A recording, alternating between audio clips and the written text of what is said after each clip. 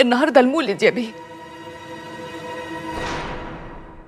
وده يأثر في علاقتنا بإيه؟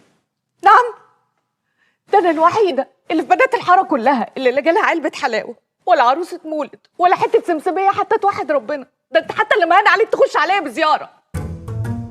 اللي أنا أعرفه إن بيبقى في مقام وبتروحي تزوري المولد عرفني يعني المفروض أزورك في المولد يعني يا بيسا. ليه يا حبيبي؟ معلش معروفه واسال.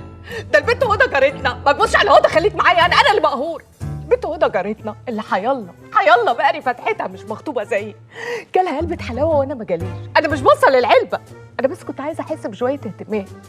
بص يا ابن حلال، لو الجوازه دي مش على هواك ومش في دماغك قول لي من اولها، لكن كسر القلب ده انا ما اقدرش إيه عليه. الأفوارة دي؟ خلاص يا ستي هجيب لك 20 علبة حلاوة.